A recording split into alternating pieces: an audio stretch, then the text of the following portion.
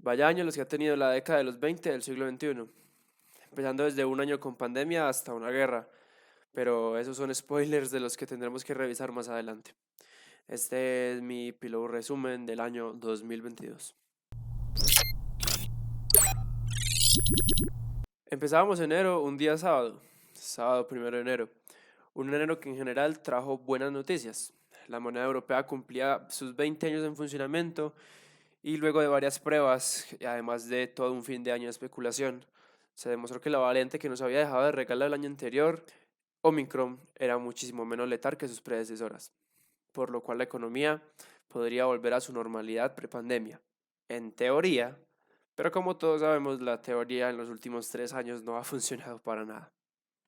El día 4 de enero se nos presentó una noticia que estremeció toda la economía global, pues Evergrande, inmobiliaria e inversora china, la más grande del país asiático, retiraba sus acciones en la bolsa por deudas. Y para no bajarle el ritmo, el 5 de enero, debido a la alza de los precios del gas a nivel mundial, se registraron protestas masivas en Kazajistán, y sobre todo hacia su dictador, que como no podría ser de otra manera en una república exsoviética, llamó en ayuda a la OTSC, encabezada por Rusia, para mantener su gobierno relativamente estable. 2 días después empezaba la carrera que marcaría el curso del año, pues las bolsas en Estados Unidos registraron una subida de la inflación de la economía yankee en alrededor de 7,5%, la cifra más alta de los últimos 40 años, cosa que luego se contagió por gran parte de las economías mundiales, especialmente Europa y Latinoamérica. Qué introducción del año nos dejó este mes, ¿eh? Y así empezamos febrero. Y bueno, ¿qué les puedo decir de este mesecito? En febrero se realizaron los Juegos Olímpicos de Invierno en Beijing, que claramente nadie vio, pues quedaron totalmente opacados por las crecientes tensiones en las relaciones entre Rusia y Ucrania, donde se especulaba con una gran avanzada militar por parte del oso ruso. Y en respuesta a esto, el tío Sam hace lo que mejor sabe hacer y empieza a armar a Ucrania junto con todo Occidente.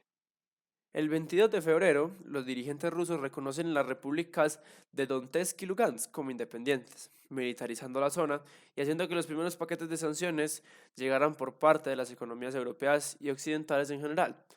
Aquí la guerra ya se veía totalmente inevitable. Y así fue, como todo el mundo se paralizó al escuchar decir a Putin esas palabras durante el 24 de febrero en la televisión pública del país del vodka. Обстоятельства требуют от нас решительных и незамедлительных действий. Народные республики Донбасса обратились к России с просьбой о помощи. В связи с этим, в соответствии со статьей 51 части 7 Устава ООН, санкции Совета Федерации России и во исполнение ратифицированных Федеральным собранием 22 февраля сего года договоров о дружбе и взаимопомощи с Донецкой Народной Республикой и Луганской Народной Республикой, мною принято решение о проведении специальной военной операции. Y aquí es donde se desencadena una de las mayores locuras en la bolsa de los últimos años. Pues al estar invadida Ucrania y sancionada Rusia, las bolsas empezaron a subir de precio el gas natural, el trigo, el petróleo y demás materias primas, agravando la inflación que ya de por sí se vivía en el mundo por aquellos momentos. Por ejemplo, el barril de crudo volvió a los precios históricos de 2014, cuando la Venezuela de Chávez, que estaba recién muerto, aún funcionaba, superando así el mayor precio del barril de la historia, y claramente por el inicio de la guerra se enviaron muchas más sanciones a Rusia, que como si no fuera suficiente, ya venía desacelerando su economía desde años atrás.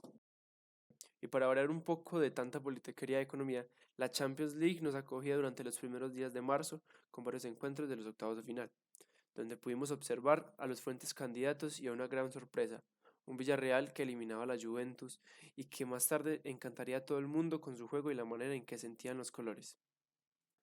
Además, para esta misma instancia de la competición, se nos presentó un partido para el recuerdo, donde el PSG de Messi, Mbappé, Neymar y demás figuras quedaban eliminados con un rotundo fracaso ante un Real Madrid, que con más garra que fútbol remontaba en cosa de 10 minutos un resultado en el que iban 2 goles por debajo.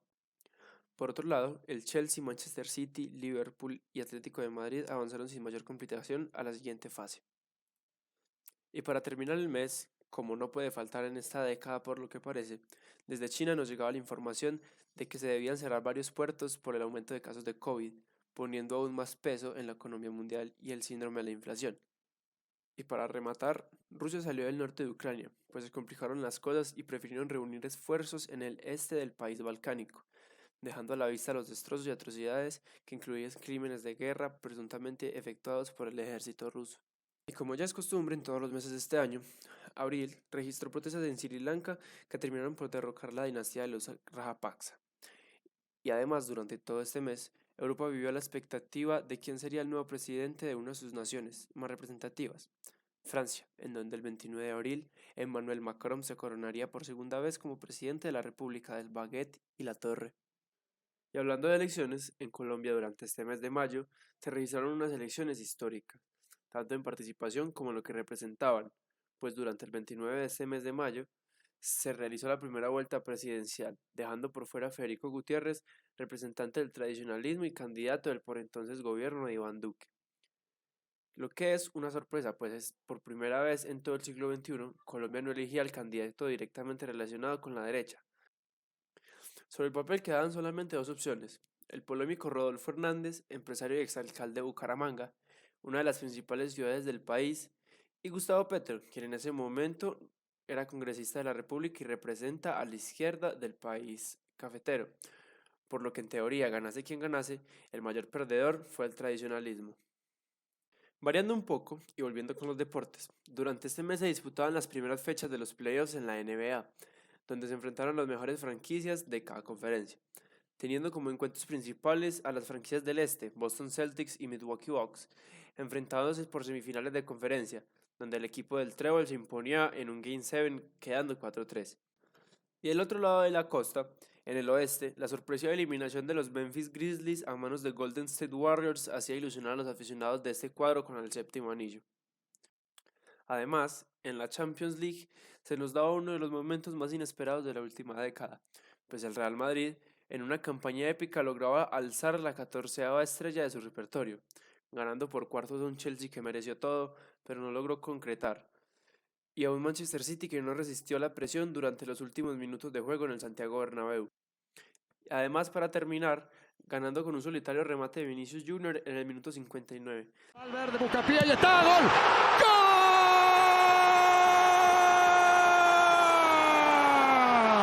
Sentenciando a un Liverpool que, a pesar de que lo intentó por todos los medios, no fue capaz de batir a un Thibaut Courtois que tuvo una noche inolvidable en el Stade de France.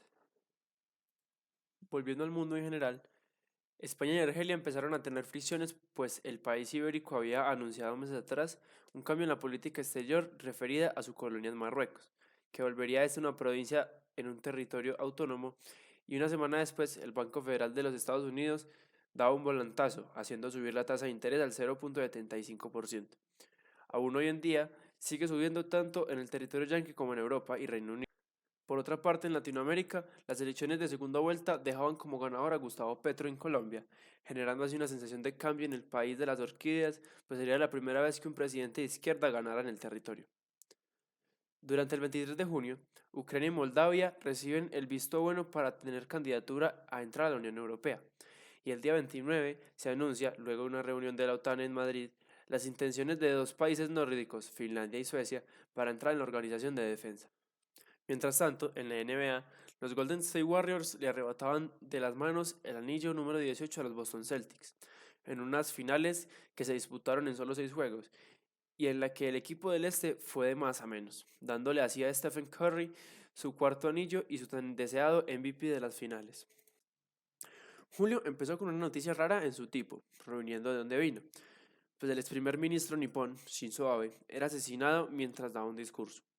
Estados Unidos volvió a tensionar las cosas, pero ahora con China, puesto que Nancy Pelosi, alta funcionaria del país norteamericano, se dirigía hacia Taiwán en muestra del apoyo americano a la isla, que por aquel momento estaba en una creciente amenaza de invasión por parte del gigante asiático.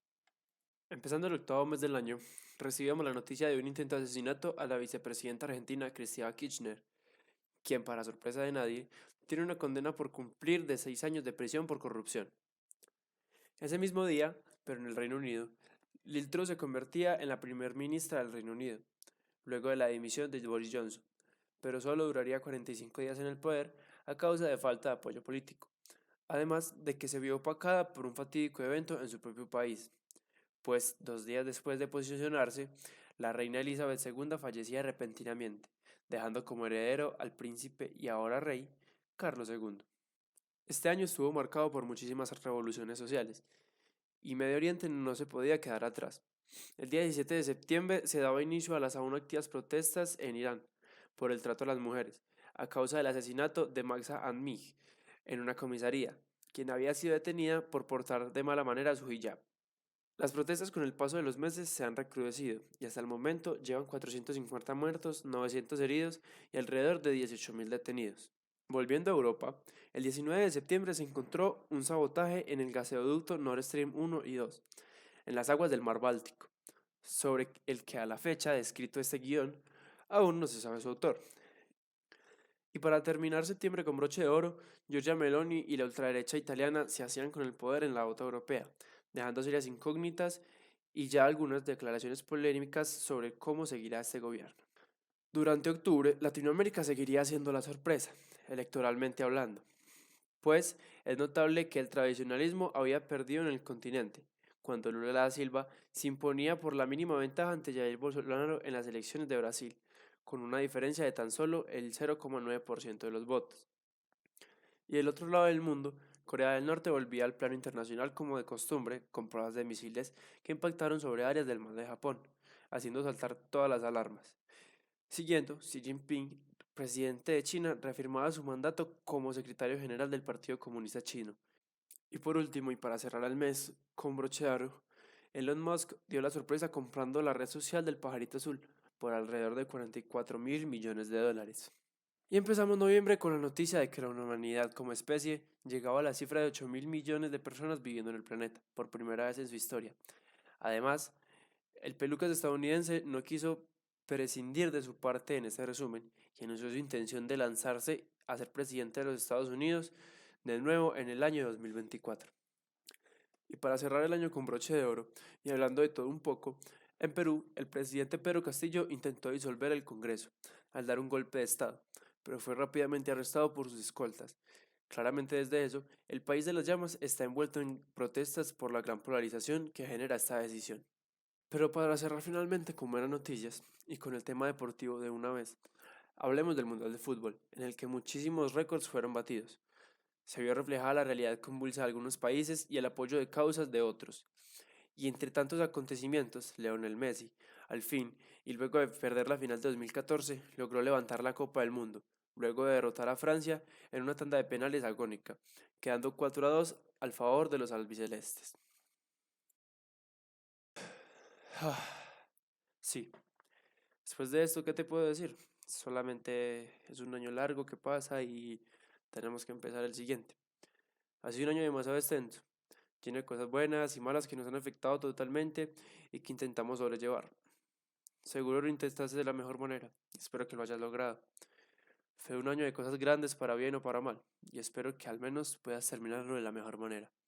Gracias por seguir ahí para los que estuvieron para ti, y espero que el otro año todo vaya bien.